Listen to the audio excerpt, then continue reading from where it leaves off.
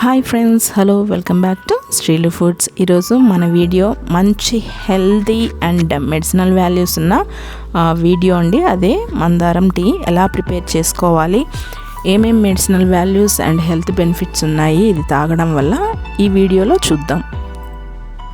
దీనికోసం ముందుగా కొన్ని మందారపు రెక్కలు, ఇంచు అల్లము, ఇంచు దాల్చిన చెక్క, గ్లాస్ వాటర్ తీసుకోవాలి. ఇప్పుడు స్టవ్ వెలిగించుకొని ఒక బౌల్ పెట్టుకొని అందులో మనం గ్లాస్ వాటర్ తీసుకున్నాం కదా, అవి పోసేసుకోవాలి. ఇప్పుడు ఇందులో ఇంచు అల్లం కట్ చేసి వేసుకోవాలి, ఇంచు దాల్చిన చెక్క వేసుకోవాలి. ఈ వాటర్ బాయిల్ అయ్యేలోపు మనం తీసుకున్న మందార రెక్కల్ని నీట్గా వాష్ చేసుకోవాలి. ఈలోపు వాటర్ కూడా బాయిల్ అయ్యాయి.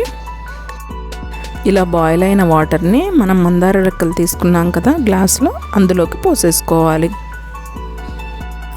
మనం ఇప్పుడు ఈ మందార టీ వల్ల బెనిఫిట్స్ ఏంటో డిస్కస్ చేద్దామండి.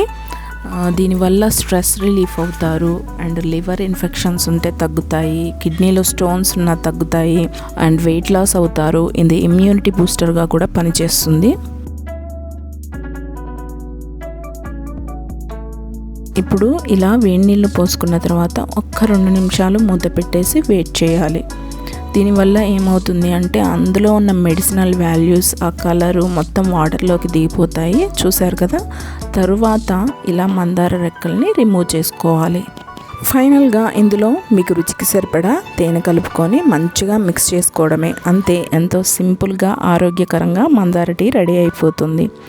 ఇంకొక విషయం, మరీ రెగ్యులర్గా వాడొద్దు. ఎప్పుడో ఒకసారి లేదంటే వీక్లీ వన్స్ మాత్రమే ఈ టీని తీసుకోవాలి.